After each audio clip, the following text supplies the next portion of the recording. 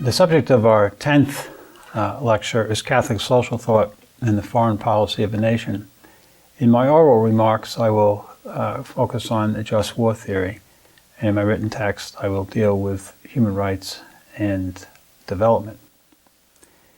The most urgent task of Catholic social teaching is to keep the principles of the just war doctrine before the eyes of government leaders and citizens. It is also the role of Catholic social teaching to remind citizens and government leaders of a nation's responsibilities to contribute to the international common good in the measure possible. For example, great powers like the United States have a duty to help create order in the world and to promote development and respect for human rights where this work is feasible and prudent. Catholic social teaching also reminds individuals and non-governmental associations, including the churches, what they might do to help the citizens of other nations. For example, sometimes parishes in the United States adopt a parish in Africa, and the parishes will donate money to the African parishes, perhaps donate money specifically to specific students so that they might get an education. So not everything has to be done on a governmental level, but some things really can be done in this way.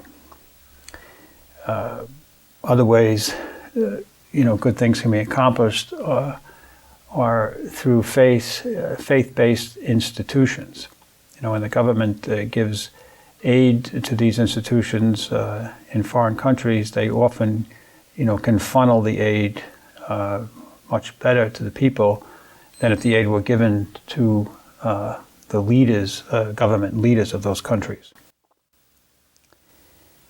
In our discussion of just war, I will briefly discuss the thought of Augustine and Aquinas, and then turn to three contemporary sources, the Catechism of the Catholic Church, and one of the books of James Turner Johnson, and an article by George Weigel. First, to Augustine. How does one work for peace, according to Augustine? Augustine argues that justice preserves the peace. Justice exists, writes Ernest Fortin in his commentary on Augustine, when the body is ruled by the soul, when the lower appetites are ruled by reason, and when reason itself is ruled by God. The same hierarchy is or should be observed in society as a whole and is encountered when virtuous subjects obey wise rulers, whose minds are in turn subject to the divine law. This means that citizens and rulers must strive to achieve order in their soul. Order in the soul is achieved by the practice of all the virtues. I recall our earlier discussion of justice when we said the first definition of justice being to give others their due, but the second was to achieve order in the soul. Now, how does Augustine define peace? His famous definition is, peace is the tranquility of order. And that order is produced by the presence of justice in the souls of individuals and in the various institutions of society. So in the City of God, Book 19, Chapter 13, Augustine says, the peace of the body is the ordered proportion of its parts. The peace of the irrational soul is the ordered repose of the appetites. The peace of the rational soul is the ordered agreement of knowledge and action. The peace between a mortal man and God is an ordered obedience in faith under the eternal law. And the peace among human beings is ordered concord. The peace of the household is an ordered concord concerning commanding and obeying among those who dwell together. The peace of the city is an ordered concord concerning commanding and obeying among the citizens. The peace of the heavenly city is a fellowship perfectly ordered and harmonious, enjoying God and each other in God. And then he concludes, the peace of all things is the tranquility of order. Now, peace within an individual is disrupted when he indulges disordered appetites and when he doesn't act according to his knowledge of the good. Concord of the family, in the family or the city, is of course disrupted by the disordered passions in the souls of individuals. The inordinate desire for pleasure, power, gain, glory, honor, or revenge could lead individuals to disrupt the concord of the household or the city. The peace between man and God depends on obedience to God's will. Peace among human beings also depends on the universal obedience to God's will. Insofar as human beings disobey God, they will be at odds at each other. Cain's killing of Abel quickly followed the disobedience of Adam and Eve. Not everyone recognizes that for Augustine, peace depends not only on law but also on virtue in the souls of individuals. Political community cannot be rightly ordered if individuals, especially the leaders, don't have order in their souls produced by the practice of virtues.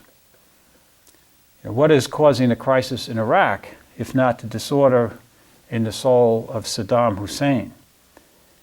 If the Iraqi leader wants to make and use weapons of mass destruction, no law is going to stop him. Now, it is a misreading of Augustine to think that tranquillitas ordinis, or the tranquility of order, refers only to a dynamic and rightly ordered community that can be achieved without justice in the souls of individuals. Augustine, of course, would recognize that the desire for gain or the threat of force might induce a bad state or an individual tyrant to forsake his evil public purposes. So a peace process might yield some results, even if no effort is made to overcome the vices of the principal antagonists in a conflict. But any peace process will have great difficulty in forging a peace between bitter enemies, such as Israelis and Palestinians, if the anger and hatred of so many individuals do not lessen. What does Augustine think about the inevitability of war? Simply stated, Augustine would say, because of sin, war is inevitable. So the disorder in the souls of individuals lead one state to make war on another. In the words of Ernest Fortin, again, however much one may dislike and regret it, war is unavoidable, not because good men want it, but because it is not within their power to avoid it altogether, since it is imposed on them by the wicked. Now, is it right and just to resist the attacks of the wicked?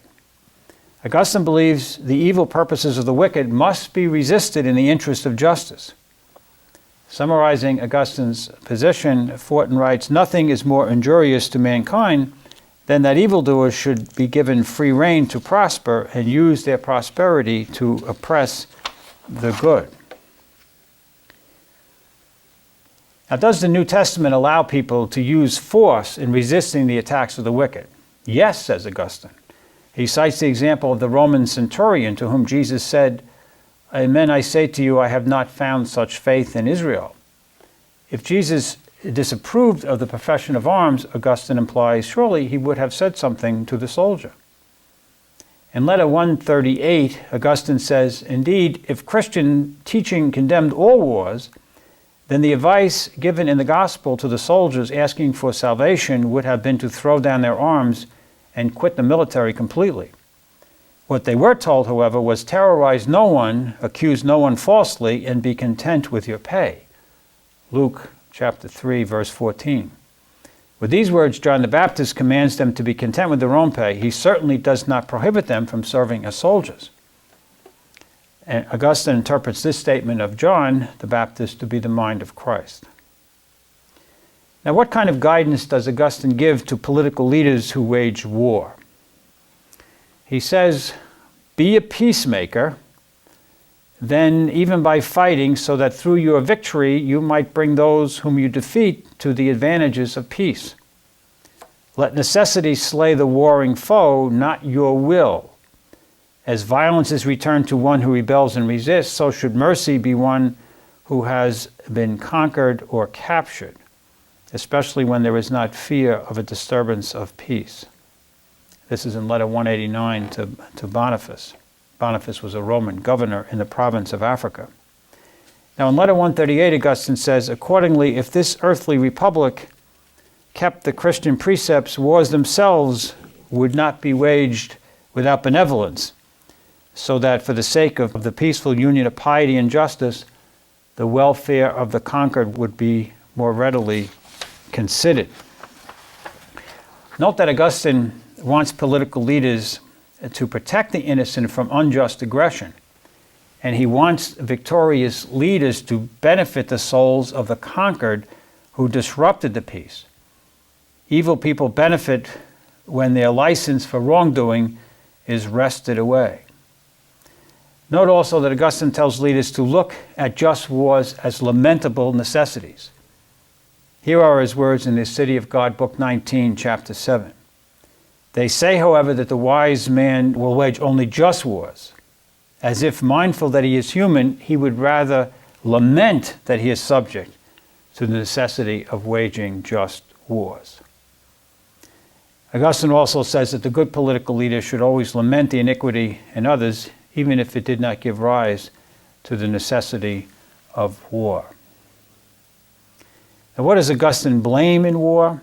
The desire for harming, the cruelty of revenge, the restless and implacable mind, the savageness of revolting, the lust for dominating, and similar things. These are what are justly blamed in wars. Augustine is perhaps most famous for what Ernest Fortin says is the third-party principle. In other words, that you have people with sufficient authority and power, have a responsibility to protect the innocent from being hurt by wicked regimes. Now, if we turn to Thomas Aquinas, we find that his treatment of war is in the Summa Theologiae under the heading of charity. And he gives 3 reasons why war would be justified. He says, first, in order for war to be just, 3 things are necessary. First, the authority of the sovereign by whose command the war is to be waged. What he means by that is that you have to have a legitimate authority declaring war. It's not up to a private individual to decide to go to war against somebody.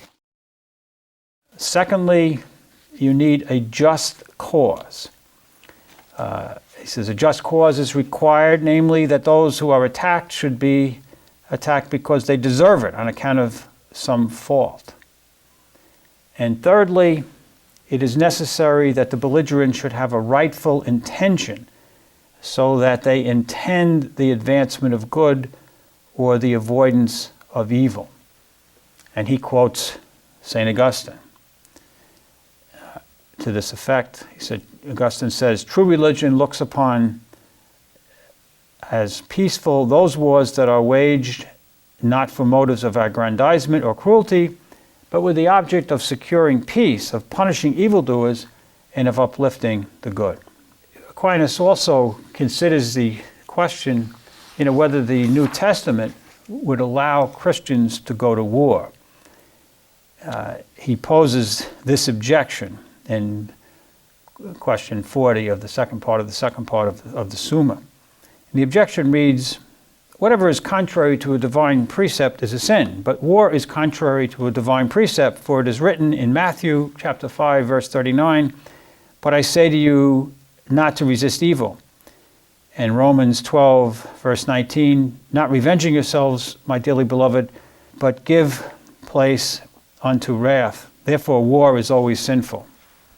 And his response to that is, again, a quotation from Augustine in letter 138, where Augustine says, those whom we have to punish with a kindly severity, it is necessary to handle in many ways against their will.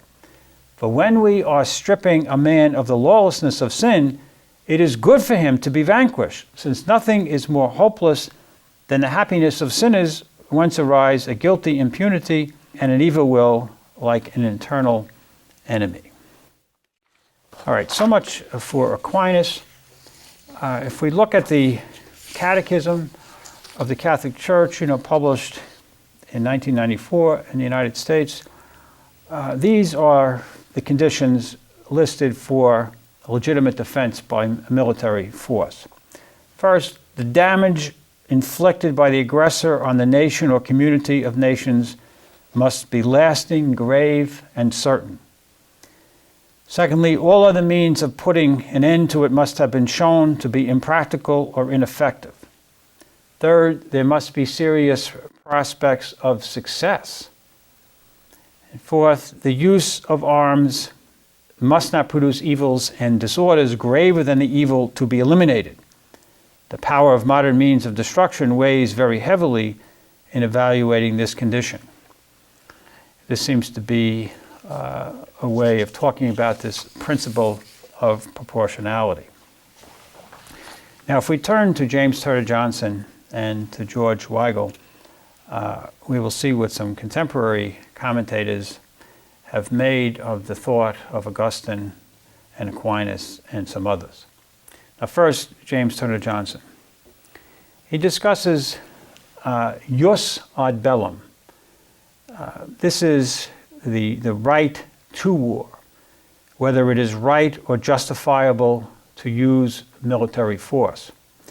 And afterwards he'll discuss jus in bello, which means right in the war. And that refers to war conduct. How is the war carried on, once it is declared. So first, the jus ad bellum is how can you determine whether you have a right to go to war.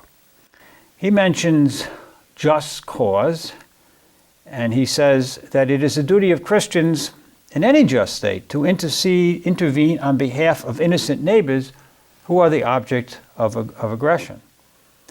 Johnson calls this an interventionist conception of just cause and attributes it rightly to Augustine, Augustine's third-party principle.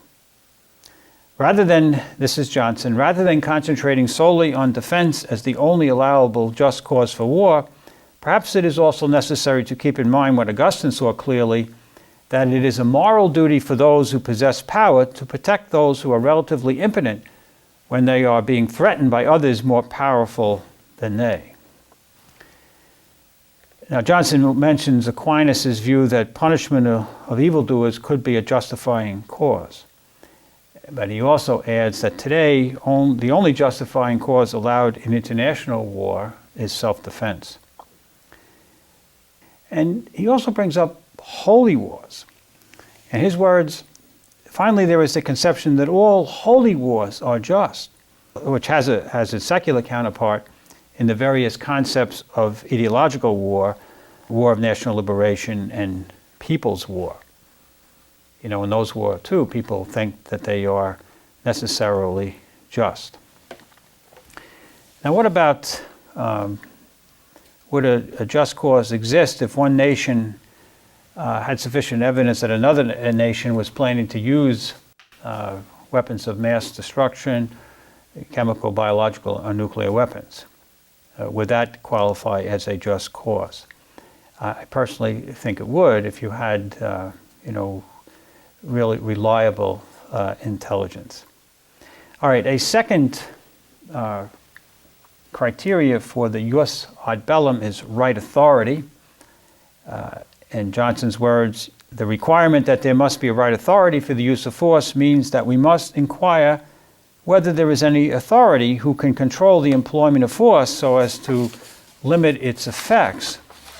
And behind that, to inquire as to the breadth and depth of popular support this authority possesses.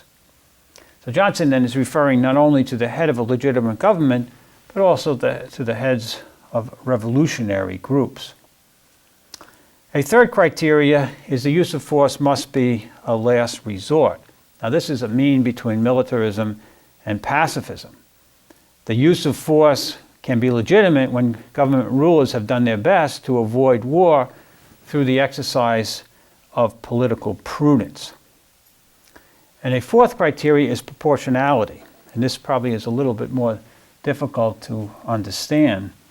The way he describes it is this. He says, the aim of the idea of proportionality is to ensure that the overall damage to human value that will result from the resort to force will be at least balanced evenly by the degree to which the same or other important values are preserved or protected. Let's think about this criteria in the light of the recent Iraqi war. When people were trying to decide whether this was a just war, they would bring up considerations such as, If Hussein has weapons of mass destruction and he is planning to use them himself or give them to terrorists, then it would seem that it would be right to stop him from doing that. And then others mentioned, well, if the United States goes into Iraq, it is possible that it will unleash a clash of civilizations between the Muslims and the Christians, and perhaps induce more young people to become terrorists, so that even if we were to disarm Hussein, evils might be greater than the good we accomplish by disarming. So these are the kinds of questions that would have to be considered under this principle of proportionality. Johnson mentions that the principle of proportionality actually challenges total war. He said the obliteration bombing in World War II, the principle of proportionality requires limitations on the destructiveness of the weapons employed.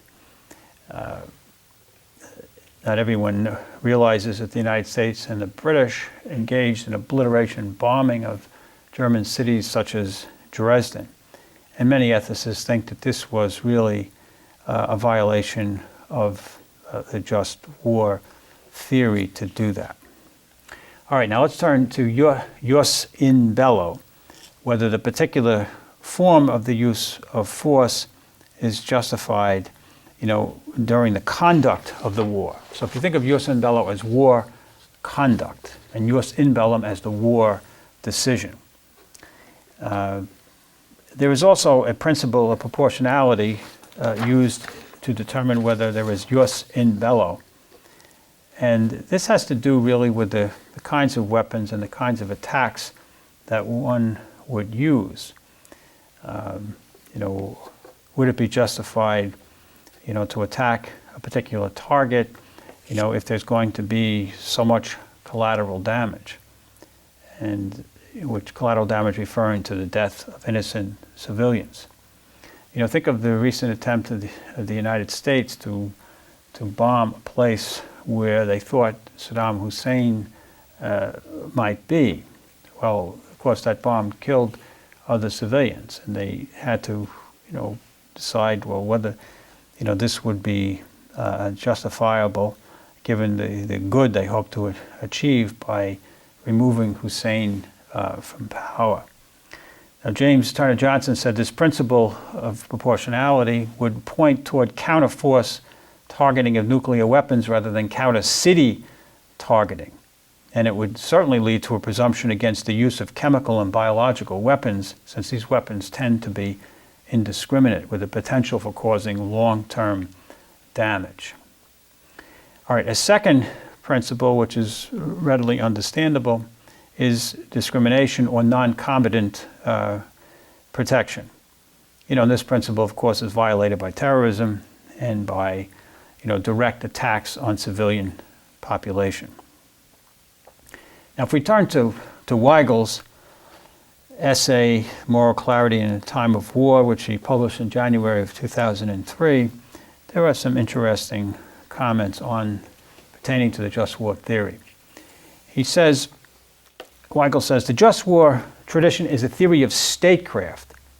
The tradition logically starts with ad bellum questions, war decision questions, because the just war tradition is a tradition of statecraft, a tradition that attempts to define morally worthy political ends. Weigel strongly disagrees with the view of the Catholic bishops that there is a presumption against violence. That view, he argues, is not consistent with seeing that war is an extension of politics. The political leader's first responsibility is to protect his people, not to avoid the use of force.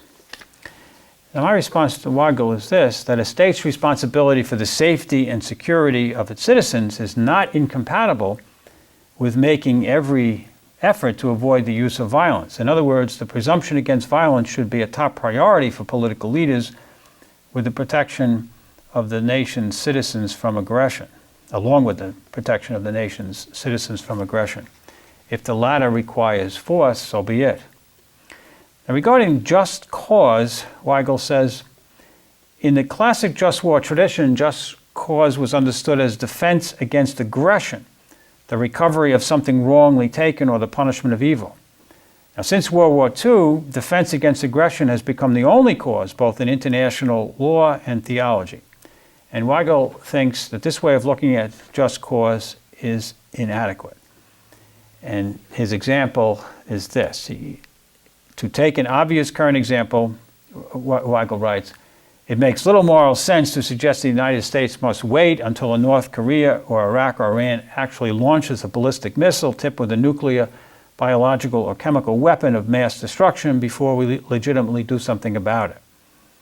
Can we not say that in the hands of certain kinds of states, the mere possession of weapons of mass destruction constitutes an aggression, or at the very least an aggression waiting to happen? End quote. So Weigel is saying the nature of the regime is crucial in the moral analysis. And he would say that a preemptive military action to deny a rogue state that kind of destructive capacity would not contravene the defense against aggression, which is allowed under just cause. Regarding competent authority, he says that it doesn't rest in the United Nations only. And the authority of a state cannot be forfeited because it supposedly did something to bring terrorist attacks upon itself. Regarding last resort, he says this should not be understood in a simplistic way. At some point, it may become clear that the only alternative to the threats and aggression of a rogue state or terrorist organization is the use of force. You don't have to try things that obviously won't work. And lastly, regarding the location of the just war tradition, he says this: if the just war tradition is indeed a tradition of statecraft, then the proper role of religious leaders and public intellectuals is to do everything possible to clarify the moral issues at stake in a time of war, while recognizing that what we might call the charism of responsibility lies elsewhere with duly constituted public authorities, who are more fully informed about the relevant facts and who must bear the weight of responsible decision-making and governance. It is simple clericalism to suggest that religious leaders and public intellectuals own the just war tradition in a singular way. You know, that means that really political leaders have to determine themselves, whether they have a just cause for going to war. And ultimate responsibility before God in their conscience rests with them. In a recent Meet the Press show, Tim Russert asked Donald Rumsfeld, whether he recognized that his decision to go to war, his participation in that decision made him responsible for God and his conscience. And he said, absolutely, that he accepted that responsibility. And it has to be that way because religious leaders are not going to know all the details and the facts. I mean, they have the responsibility of putting the principles before the government leaders, but then the government leaders really have to make decisions. And we hope that they will accurately assess the facts and that they will apply the principles accurately.